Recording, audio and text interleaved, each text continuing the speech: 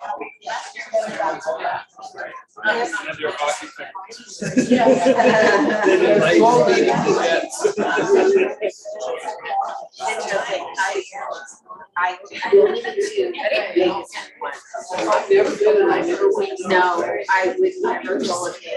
evening, everyone. My name is Angela Torgerson, and I'm the General Manager here at McNally Robinson Booksellers. Once again, this week, I apologize for not being John Taves, but I have a pale stand-in. Before we begin, I would like to acknowledge that the land on which we gather is Treaty 1 territory, the home of the Anishinaabe, Cree, Oji-Cree, Dakota, and Dene peoples, and the homeland of the Métis Nation. I would also like to acknowledge that McNally Robinson is located on the land once occupied by the Métis community of Roostertown. We're so glad you could join us tonight, both in person and virtually, for the launch of Places Like These, a new short story collection from Lauren Carter. Many thanks to Lauren's publisher, Book Hug Press, for helping to make this evening a possibility. We'll be hearing from Lauren shortly, but before we do, just two quick housekeeping notes. The first is that there will be an opportunity to ask questions following the reading and the conversation. We ask that you raise your hand if you have a question, and I will approach you with our wireless microphone. That's not to suggest that you can't speak loud enough, but it's so that the people virtually joining us can hear. If you're one of the people watching virtually, please just write your questions in the chat and we'll put them to Lauren as time permits. The second is that we'll ask you to remain seated briefly at the close of the event while we transport Lauren over to the signing table by the cash desk. I'll have more details on the signing procedure for you at the end of the night. I'd now like to say a few words about the person who will be introducing Lauren, Erna Buffie, an award-winning documentary filmmaker and author. Host Erna Buffie's debut novel, Let Us Be True, was nominated for the Margaret Lawrence Fiction Prize and chosen by CBC Books as one of the 12 must-read historical fiction novels for 2015-16. Her short stories have appeared in Room, Prairie Fire, and the Vagrant Review of New Fiction, among other publications. She was awarded a Canadian Scream Award for Best Direction in a documentary for her most recent film, Smarty Pants. So please join me in welcoming Erna Buffie.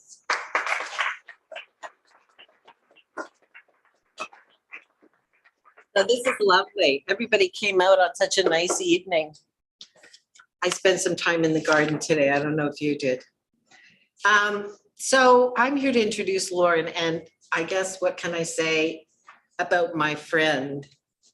Mainly that she's one of the bravest, smartest, most creative people I know, in addition to being incredibly kind, that she saved the writing lives of a number of people during the pandemic by creating an online writing circle called Write Rambo, or that she's a superbly gifted and talented writer. I think tonight I should probably focus on the latter. The author of 2 poetry collections, 2 novels, and winner of the Margaret Lawrence Fiction Prize, tonight Lauren is launching her first collection of short stories, Places Like These, a collection that's been described as psychologically complex and astute, and written in a style that's world-bendingly lyrical. To be perfectly honest with you, I'm often irritated by book blurbs, but I have to say that these comments are dead on the money because Lauren's characters are beautifully observed portraits written in a lyrical style that can crack open an entire world in less than 10 pages. I know that all of you will likely have a different take on the stories in the collection, but for me, it's a collection of stories which are on many levels linked. Not linked in terms of their characters, but in terms of a quest for meaning and belonging to a specific place, to our families, to the people we love, and sometimes linking us to them, not always in our best interests.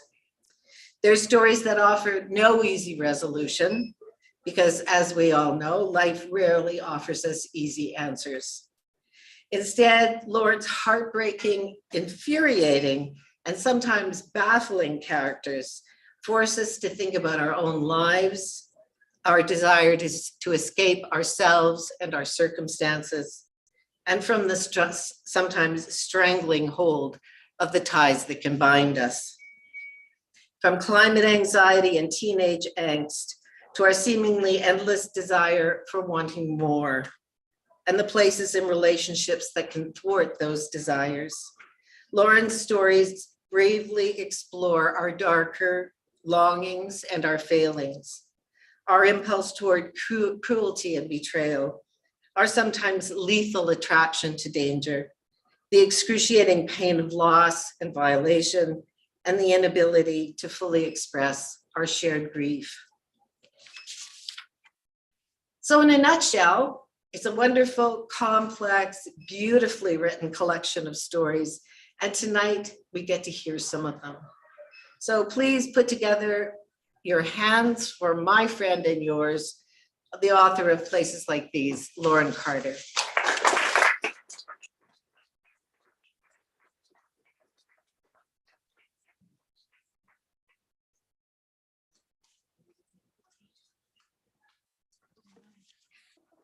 Thank you, Erna. I am humbled and grateful for those words. It's a real pleasure to be here to read to you from this book. I'm really, really proud of this book. It was about 20 years in the making. That's how old the oldest story is. I have some thank yous to say, as we do when a book is born. I want to thank my agent, Samantha Haywood, who found a home for this book, as well as Book Hug, of course. It's a fantastic publisher, Hazel and Jay Millar, and it's their anniversary today. Happy anniversary. Erna, of course, and other friends, Connie, Liz, Julie, Donna, so many friends. I'm so grateful and fortunate. My mom, Laura Carter, who's an artist herself and is also a very astute reader and is watching tonight from Barrie, Ontario, with my sister, Carrie, who has always had my back, even though I didn't know it sometimes. The Millennium Library for their excellent writer in residence program, where I finished some of these stories during my time there as writer in residence, and of course, McNally, for creating such great opportunities for writers to share work and really supporting the writing community.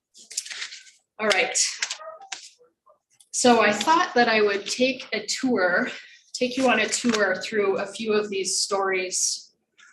The first one is a couple of pages from the title story, Places Like These. And I'm not going to give you any background because I did a reading once with Andrew Piper and he told me not to do that. He said, just jump in. So here we go. Robert and I have no children. We tried for years. When nothing happened but my regular period showing up each month like a surly, passive teenager, I went to an acupuncturist and drank cup after cup of bitter, dirty tasting tea, a different one each week.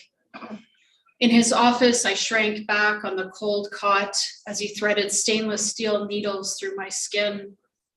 Whenever he hit a point of built-up tension, I felt the release like pure electricity, like a fingertip glancing an open circuit. It was uncomfortable. All that time, those long years, trying that and even more, were uncomfortable. Robert told me it didn't matter, but I could never believe him. Was not convinced that inside himself he didn't harbor regret like sediment gathered in his blood. One day it drifted into his heart, and that's what killed him. My sister shook her head when I first made this confession. She is a nurse, pragmatic, practical, always searching for the obvious. He loved you, she told me then, wanting to reach for my hand but resisting. Her fingers closed gently into a fist on the table's edge. He would have done it all over in a heartbeat, the exact words he often used. Maybe she'd heard him say it. We didn't bother stopping in Vancouver. It would have been a nightmare driving through with the trailer, all those busy streets and last second turns. At Horseshoe Bay, we caught the ferry to Nanaimo, took the space of 2 cars. Robert didn't want to leave the driver's seat. In hindsight, I think he was already getting ill, his face pasty and gray, a sheen of oily sweat on his brow, how he kept licking his lips. I should have known, is what I want to say, what I want to somehow tell him. And also, I'm sorry for the life I gave you, the loneliness you never expected. In the back of the car, his fishing gear was piled up, a special saltwater rod that wouldn't rust, that he'd just bought. Gently, with the promise of soup and a cup of coffee, treacly sweet the way he liked it, a treat of 18% cream, I enticed him to the upper decks. Outside, the wind was so strong, it lashed the sharp points of my hair into my eyes. We sought the shelter of the ship's lee side, and alone on the deck, but for the cigarette smokers and a young man with long hair that looked dry as hay, we saw the killer whales, 2 of them breaching side by side. And after they dove down, a momentary pool of stillness appeared in the ocean's dark churn. I gripped Robert's cold hand and warmed it between my own as we stood against the railing, the smell of marijuana like incense in the air.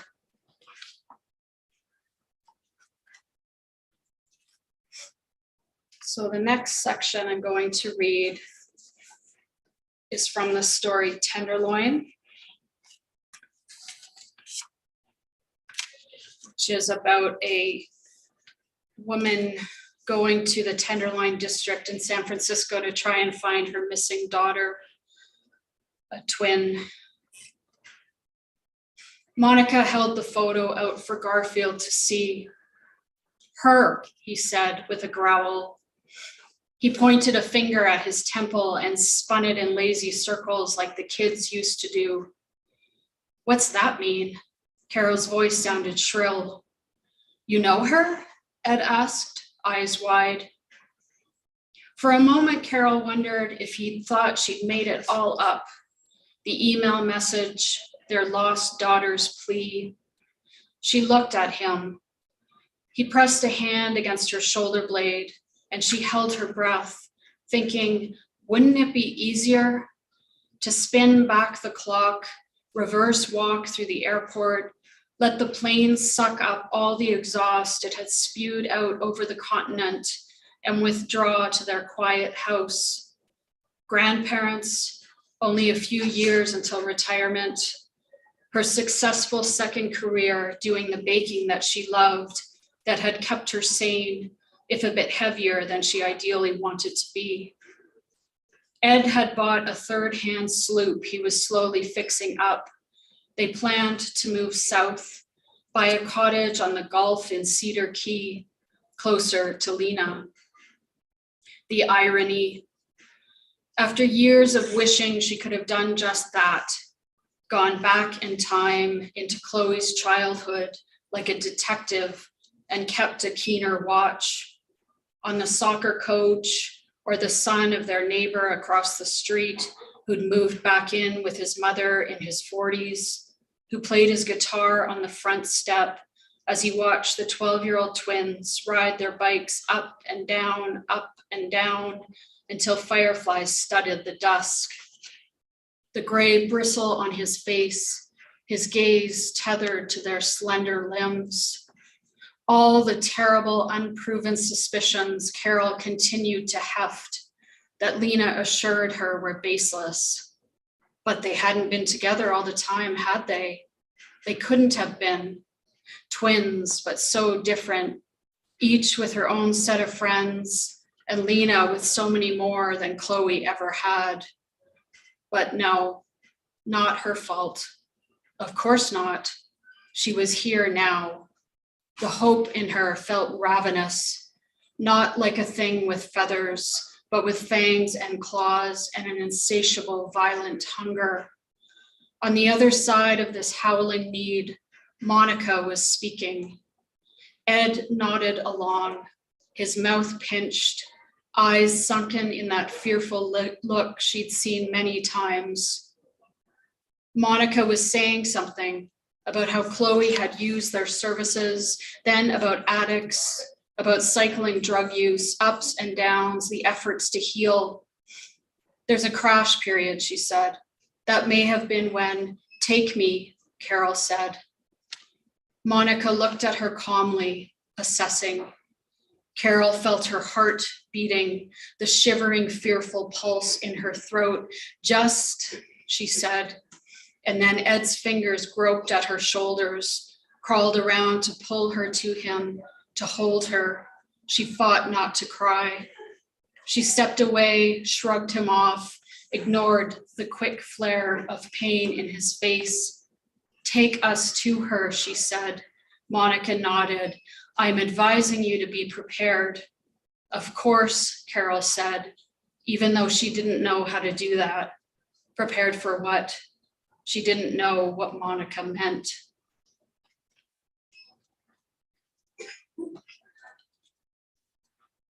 And finally, I'm going to read a section of the story, Empty Nest. And this is a story with some characters you might recognize if you've read my last novel. This has nothing to do with you. That novel began as what was supposed to be the fourth linked story. I thought I was writing a collection of linked stories, but then it bounced off into the novel. So this story is set when Mel and Lara and Josie are in high school. The biographical details are different, but to me, Mel feels the same. And this is after Lara's gone out west, after Pete, her brother, died in the same way as in the novel, caught in a rock crevice and found in the spring. One Sunday out of the blue, Lara called. What are you doing? I swallowed, searched for words, and finally just answered, nothing. I've got to get out of here. Okay. I didn't know what I would say. At school, we talked about Pete as if he were still alive. So he was down there all winter, just a few miles away, like he'd been waiting the whole season, bored silly, and had only recently succumbed. My parents had taken my sister to Sudbury for a skating tournament, which was lucky because I wasn't sure how my mother would act, if she'd pile her hands on Lara's shoulders, make her a plate of cinnamon toast, not leave her be. I thought up 5 questions I could ask to get her talking and help me hold everything together. As soon as we went to my room, I started the script. So, did you do any farming out there? She looked at me funny. Do you have any food? We went to the kitchen and I peeked at her while I opened the cupboards. Her face was still pale, but not from any makeup I could see. Her hair was blonde again, and she wore the clothes she always had, but with a few changes. The black and white tights peeked through the torn knees of her otherwise normal jeans. Light mascara set off the red in her bloodshot eyes. In the kitchen, I poured Rice Krispies into 2 bowls, added milk, and shoved the sugar bowl across the table.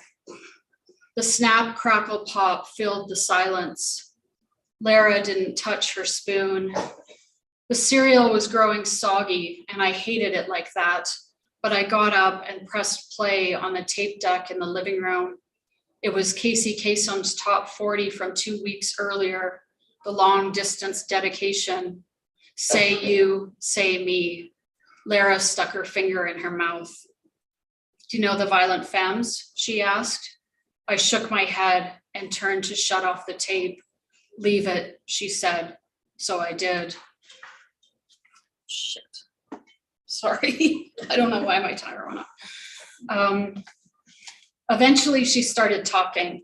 She told me about the Northern Lights and about volunteering in her aunt's grade 2 class, where the kids put their coats and scarves in designated cloth bags because of the lice. Bears were always standing on the edge of the highway along the wall of black spruce. The pickerel her uncle caught were so big they barely fit through the holes he drilled in the ice. At night, she said, wolves howled from stands of diamond poplar. All these details fell out of her before she got to what she really wanted to say. How the police had come by so her parents could identify Pete's things, the Gore-Tex jacket, his Swatch watch, all sealed in heavy plastic. The smell still there, the sweetest, deepest rot. Her mother had covered her face, held on to her head, and shuffled over to the couch to lie down like her bones were coming apart. Nothing had yet reattached. Lara wasn't crying. The cereal grew quiet. I stared into it, wondering how long it would take before the milk would curdle. I had barely known Pete. He was bold and big, older, like Decker in a way. A man, comfortable in his body, aware of what he wanted. This spring, he would have finished his second year at York University in Toronto. Pictures filled my brain of Pete, of course, but also the prairie she'd described, spotted with islands of trees and animals, veined with rivers. It made me think of the estuary my dad had taken us to the summer before, where the French River meets Georgian Bay and the shield erupts out of the earth, and it's like the ground has shattered and your boat is moving through all this rubble. It couldn't be anything like that, but was it? Lara looked at the time on our stove. "I've got to go," she said. Decker had taken me to his hunt cabin. Plywood walls, cobwebs clotted in the corners of the windows, a double bed covered in a sleeping bag that felt slippery and cold under my fingertips. He lit a fire in the pot-bellied stove, and we watched the orange flames through a crack in the open iron door until he lifted his hand to gently touch my neck, my jaw. Earlier, we had stopped at the side of the road, at the trailhead near the steaming rapids, to look through the car windows at the bouquets of flowers and soggy cards that people from town, from Lara's church, had left in a heap through the fall. They were covered in a thin layer of snow, and the blossoms were breaking apart. "Terrible thing," he muttered, and tears pooled in my eyes. I felt something reaching from deep down inside of me, a desire I didn't understand, to stretch into the unknown, to grasp whatever it was that had disappeared or hadn't yet come to form. Thank you.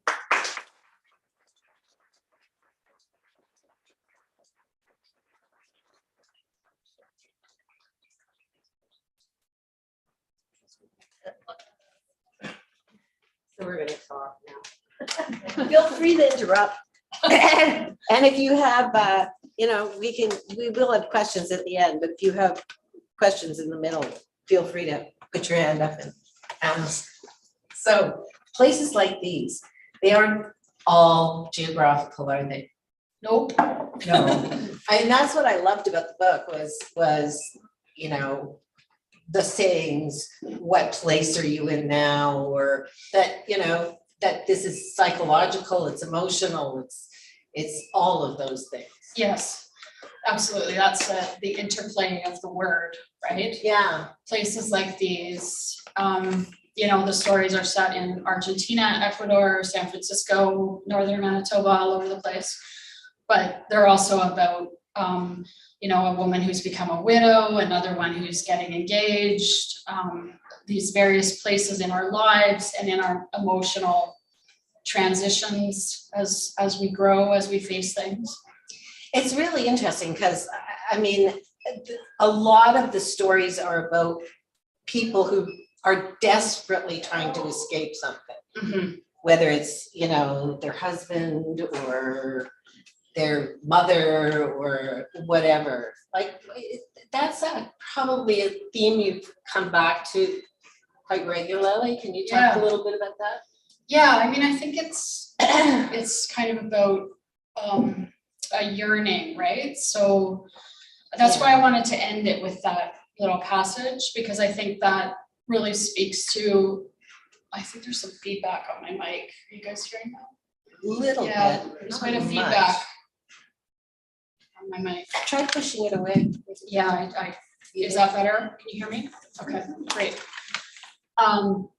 So yeah, I think there's this thing of yearning, which I think is something that happens when we're bound by trauma. It feels like we're trapped. And so we push, and sometimes we don't push in the best ways, right? We push in maladaptive ways. But it's always a functioning act that's trying to help us survive. Even drug addiction is a functional act that's trying to help us and keep us alive.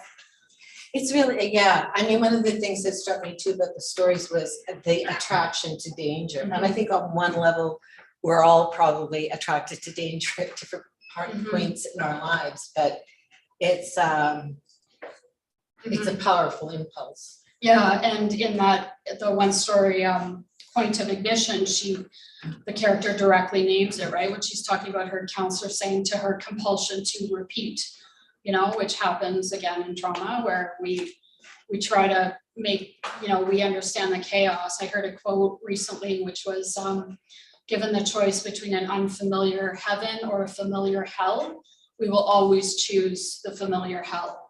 So these characters are choosing the familiar hell. Yeah, I read a book once that said that Huck Finn was really about the adult childhood alcoholic.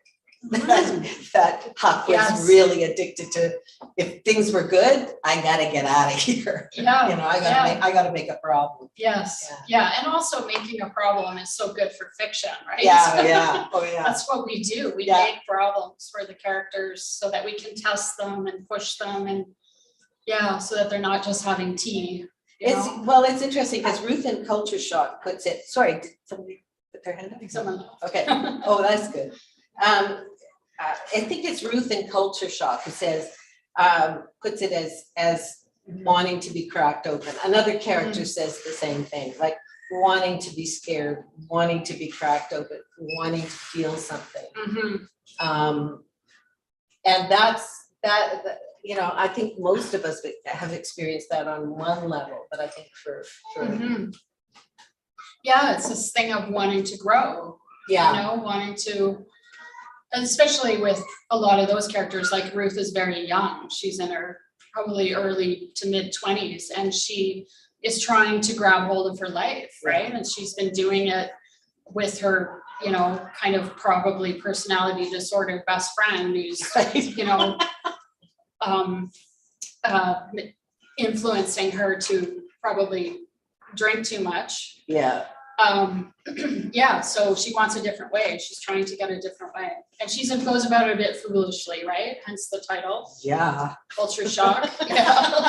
Those wild dogs at the end. Spoiler alert. Sorry, I know it was really hard formulating questions for short stories. Because every time I tried to formulate one specifically about the story, I thought, it's a spoiler. I can't do this. I know. But that one I had to. Okay. That one I had to. Yeah. But it's interesting too, because there's no easy resolutions for any of these people. And okay, maybe talk a little bit about that. I mean, is that sort of your, I think it's wonderful. I think leaving it open-ended and leaving it for the reader to sort of, did she get killed by the dogs? Is she gonna divorce her husband? Is, whatever? Yeah, because I think I bring it to that point where the outcome is not what matters. Yeah. The transformation of the character is what matters. And so, the reader can, in their imagination, take the character wherever they want to go now. But I've reached the end of the story myself because it's like, this is the point of the story, that we come to this split between light and dark, as it says at the end of that story. And, we always have to make these decisions about which way to turn. Yeah. So Ruth finally understands that. She finally understands that, at that position, the risks are very, very high. And that's been the echo through everything that she's been doing, but it might be too late now to learn that lesson. Might not. Yeah, I'm not sure. I'm not sure either. One of my favorite stories, I mean, I loved a lot of them, but one of my favorite stories was, you read from it, Dear Lila, Dear Timothy.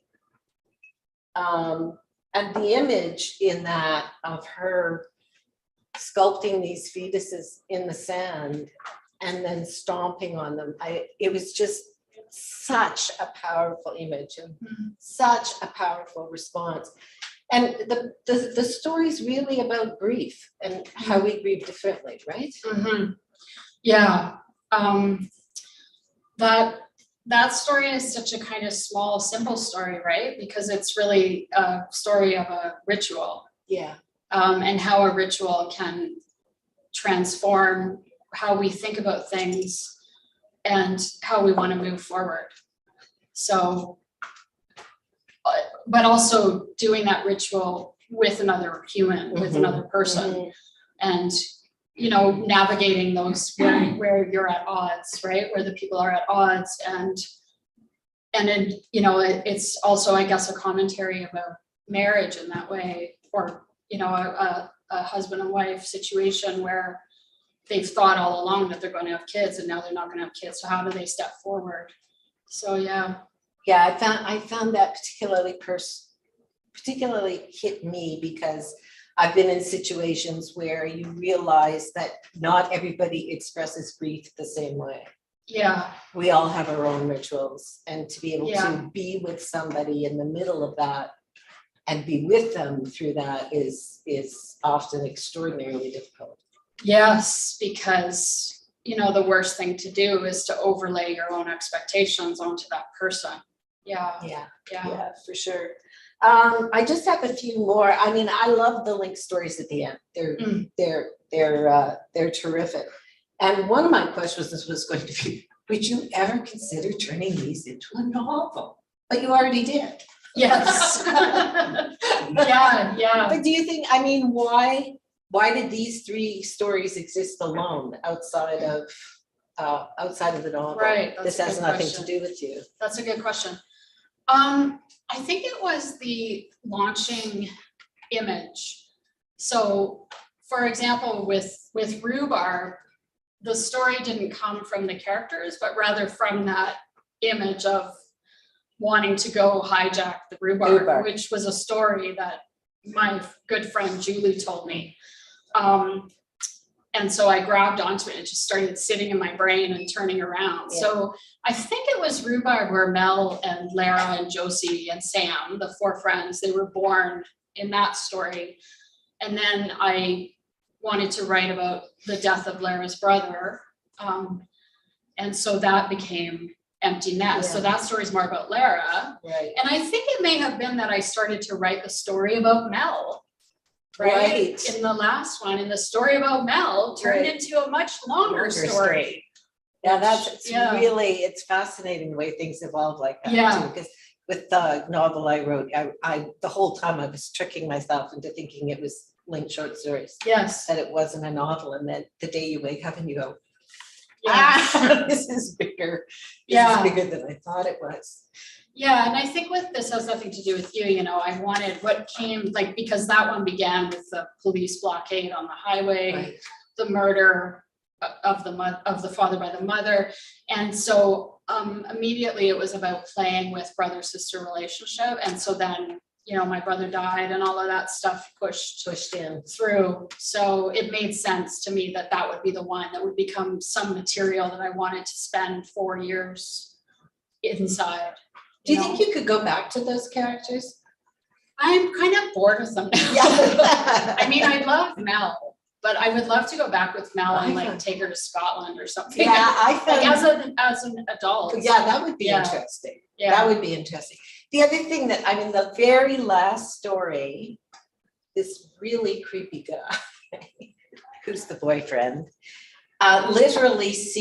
somebody literally steals someone else's experience verbatim and passes it off as fiction. Yes. Right? Yeah. So are all writers thieves, or is literary thievery something we need to guard against? Yes, good question, which is what I was thinking about when I wrote that story. Yeah. And I was also thinking about how you see this all the time in movies in which there are writers, and the writers are always writing about writing the true story, and then it's supposed to be fiction, right? Yeah. They're never actually writing fiction. Yeah. They're always writing the truth and passing it off as fiction. So I think that, but that story was also, you know, because I was circling around the idea of betrayal with Bruce as well, Josie's husband. And so I think I kind of landed in that story, wanting to explore who betrays who. Yeah, You I mean, know? because there's another very big betrayal, and just Yeah. like, I ugh, know, ugh, yeah. that kind of betrayal where you just go, how could she say that? Yeah, Yeah. yeah, I kind of wish I didn't end the book with that. Oh, no, I loved it. I thought it was great, Yeah, you know, because I mean, that's one of the true tests of a really good short story, right? Yeah. Is that you're either left wanting more, or yeah. you're left like, ugh, okay, I gotta wait like 3 days till I read the next Yeah, one. yeah, yeah. You know, that's the measure of a good short story, I think. Yeah, Is there anything we didn't cover that too? oh my God. Like there's so that, I mean, I just find the whole notion, like betrayal is one big, a Yes, very big part of these stories. yes, there's a lot of betrayal. Danger, you know, Yeah. being attracted to what's bad for you, twins. Like Yeah. scientists are fascinated by twins, right? They do all these twin studies. But Yes, you know, I think you've got a really interesting take on two sets of twins that kind of are outside the usual trope. yes, and that would Twin be trope. because I'm married to a twin. Yeah. So I understand that the tropes are not true. Yeah. Well, what was really interesting too in the story about that, again, sorry if this is a spoiler, but her being drawn to the other brother in a really kind Yes, of weird, that's point of ignition, dangerous way. Yeah, Point of yeah, ignition, which yeah. is that idea of compulsion to repeat. right? Yeah. Of like, I have been so injured that I seek out what will injure me more, what will Yeah. injure me again. Yeah, Yeah. yeah. A lot of us have been on that road at one Mhm. time Or loved another. people who have been Or on that loved road. people, yeah. Yeah, Anyways, does anybody in the audience have questions? Hello?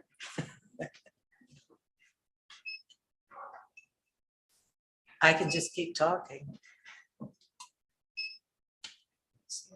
Is there a hand? Hi, Lauren, did you say which story you wrote first, like 20 years ago? Yeah. Which one? I think it was Homewrecker. Yeah, and it was originally titled Ghost Story and was published in Descant, which is long defunct. Yeah, that I believe was the oldest one written in the, I'm gonna sound really pretentious now, in the early aughts. It was interesting reading some of those stories again. Yes. Because I read quite a few of them beforehand. Yes, because, and I forgot to say this in my thank yous, I had rehearsed to say this in my thank yous, but Erna actually helped me with a lot of later drafts of these and worked with me on some of the revisions before compiling the manuscript to send it. Well, and they were to wonderful. They agent. were still surprises. That's what's so interesting about reading a story in the early stages, right? Like I may identify something, but then it sort of flies off in a new direction. Yes. With what you do with it. Yes, So, yeah, it yeah. particularly the one about the travel writer. Yeah, That one is such a Lift of great Flight. story. Yeah. Which speaks to a lot of yearning that a lot of women experience, I think. mm-hmm. Yeah, and overlain directly with the yearning of travel. Yeah. Like I point to that, the wanderlust thing most directly, I think, in that story. Yeah. Yeah. And then there's the lust part of it. Yes. Yeah. Yes, there's a lust part of it. Yeah, for sure. And also again, like trying to find a path out of unhappiness in a not good way, you know, but I mean, I think that's something that's so human, how It we is. do all flail and we make bad decisions and we, you know, we try to figure out how to move forward in ways that are maybe not great. Yeah. I think this collection is wonderful from that perspective, that, you know, even though some of them are clear, like there were times when I wanted to say, see a therapist, like please see a therapist. There were Yes. many times where I thought, God, that was like parts of that were like me at 17 or parts of that is me at 25 or, Mm-hmm. I think you capture something, the whole cracked open notion, like how do I live, I hate this word, but authentic, because I can't think of anything else, authentically. You know, how do I escape from this mother who's repressing me, or how do I deal with this marriage where I'm not entirely happy? It's yeah, I mean, that's life. It's wonderful to see it written so beautifully in a story. Yeah, and I think a lot of the characters are young enough that they don't know what therapists are yet. You know, they don't know that that's a path forward. Or they're, you know, like go to therapist, that's like white middle class, right? That too. Not often an option for a lot of people. Yes, but I agree, and even when I wrote, when I did the launch for This Has Nothing to Do with You, I remember that was one of Donna's questions, was like, did she ever think of going to a therapist? And it was like, oh my God, yeah. Yeah. Yeah. Yeah, I was thinking that a few times in these Yes. Any other questions from people? Great. The book or about writing too. It's not really a question, it's more a comment, I guess. And Lauren, I think I've told you this already, but I found when I got the book, it was like, okay, I'm gonna read this book. And each night or two, I would read a story. I always have to take a break in between. Yeah. But it was like, this was my task I had to get Lauren's book read because that's just how my mind works. But now I'm going back and reading them all again. And there's just scenes and images and just descriptions that stick in my head that and I told Lauren I can remember the page numbers that they were on. Give me one. So 156. 156. I wonder if it's one I underlined as well. I had quite a few of those. 156.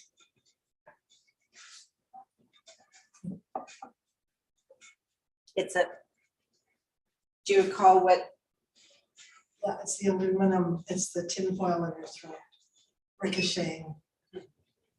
Down near the bottom. Down near the bottom?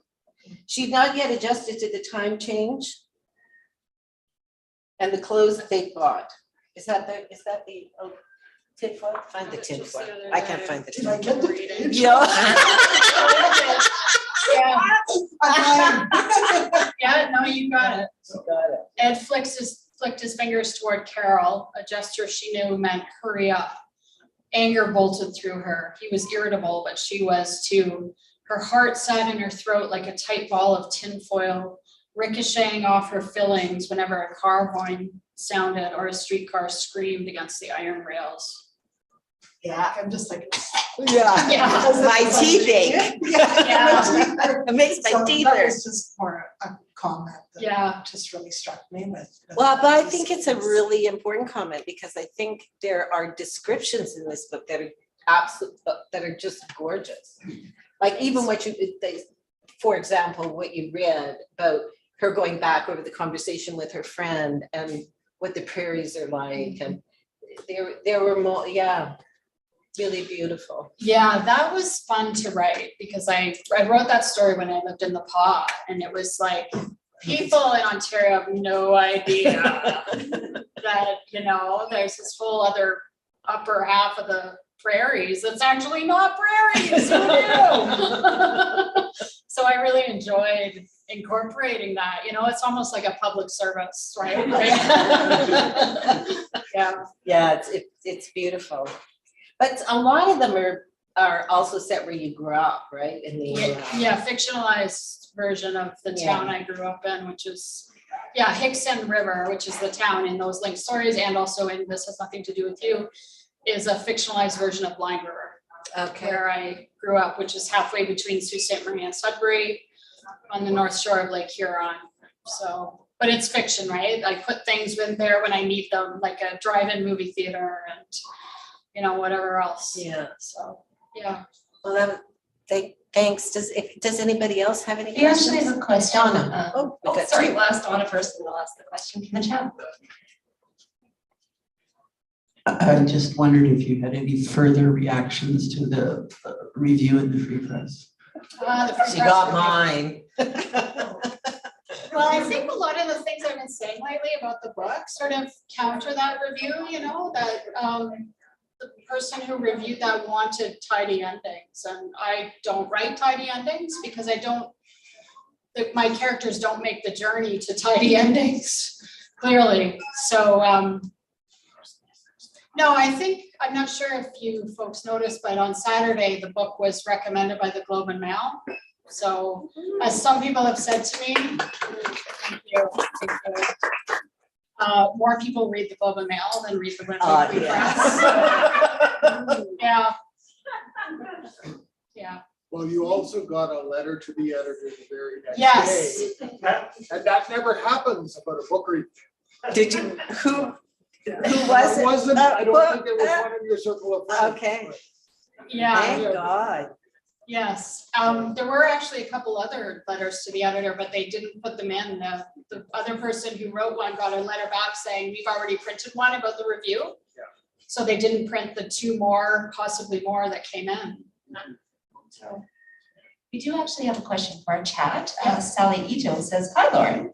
Hi, Sally. Hi. How did you put your manuscript together? Did you have a set number of stories? Did you leave some out, for example? I pulled it together as, you know, I had all these short stories, right? From like 20 years that had landed in different places. And so I think the first step I took was simply to, you know, put them together and see what the running theme was. I'd originally wanted to call it Extraordinary Things, but then I started seeing this echo of places and in different ways. So we changed the title. And I think I wrote a couple new ones. So Grassfire was the most recent one that I wrote. And then, yeah, there were some that I left out because I started writing really unusual stories. Like I stayed at the Dalmavet house that night in the attic, and it was some other horror writers. And so I wrote a ghost story, and that didn't really fit in there. So there are some, one about a couple reacting to an alien invasion. Didn't quite fit. Could have fit, but it didn't quite fit. So yeah, I did take some out.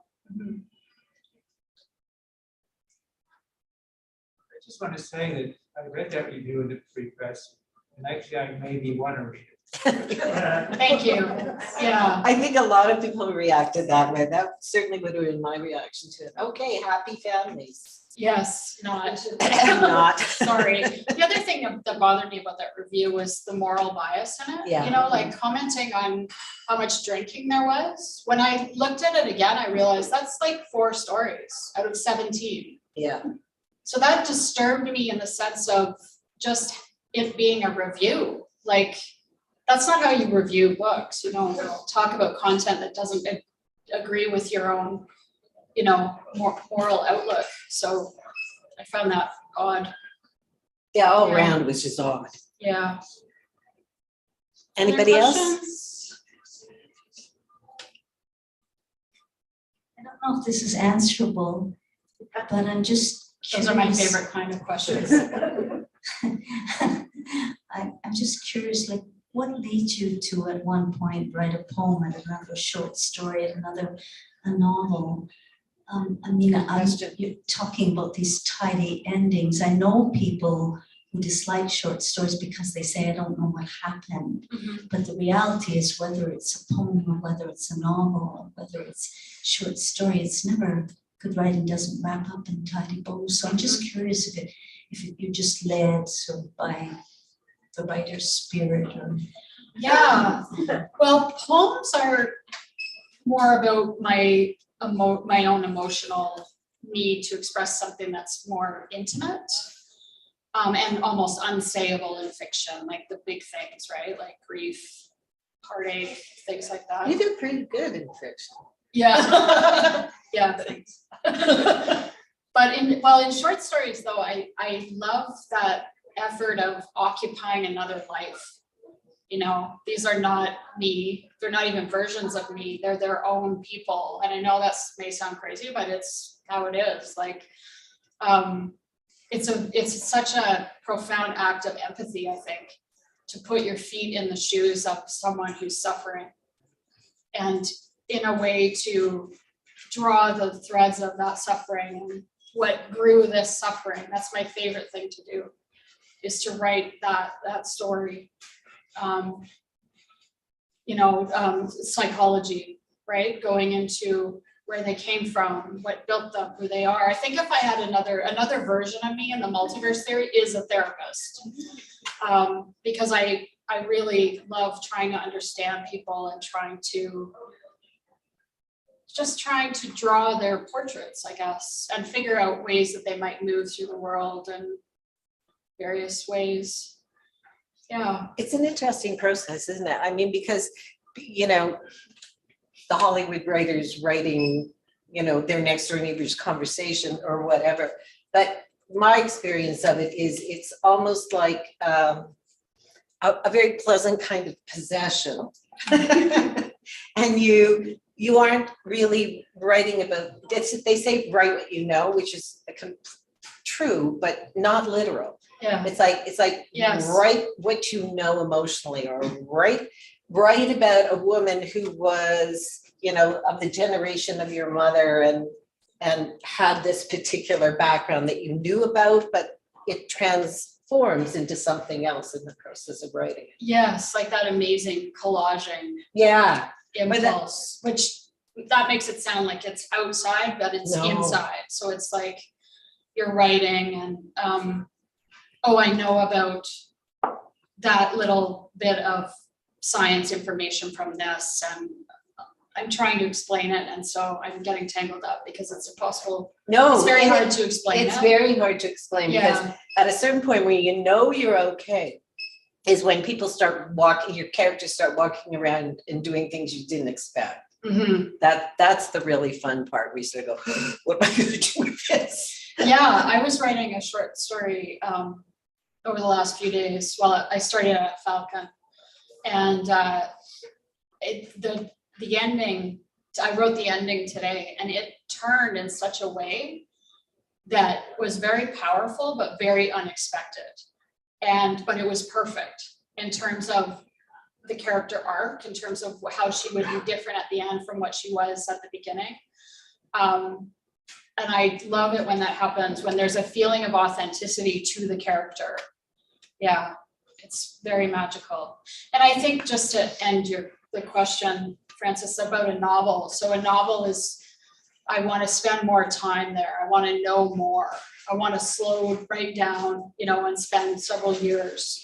Like, stories are intense, I think, compressed, and novels are sprawly, so I can just look into a lot of different corners in a novel. Yeah, whereas in a story, I'll open the door and the wind will blast me in the face. And that makes any sense at all. Yeah, it does kind of. Any other questions?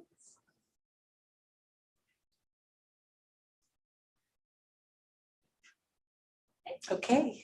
Okay. You've been a great audience. Yeah, I Thank do you. want to say thank you also to everyone who came tonight. I really appreciate it.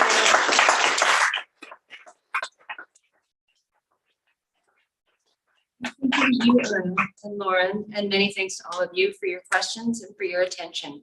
We'll now be moving along to the signing portion of the evening. I'll ask for your patience as I bring Lauren to the signing table, after which you'll be free to join us. We have copies of tonight's book at the cash desk and at the signing table. Feel free to have your book signed before you purchase it. We just ask that you do purchase it before leaving the store, which is John's joke, not mine. Thanks again to all of you for joining us this evening. Have a great night. And thanks again, Erna and Lauren. Yeah.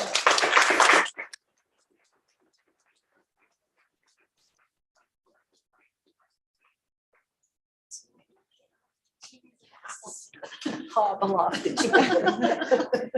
just gonna bring my water. Yeah, I was gonna ask if you'd like fresh water. This is mine.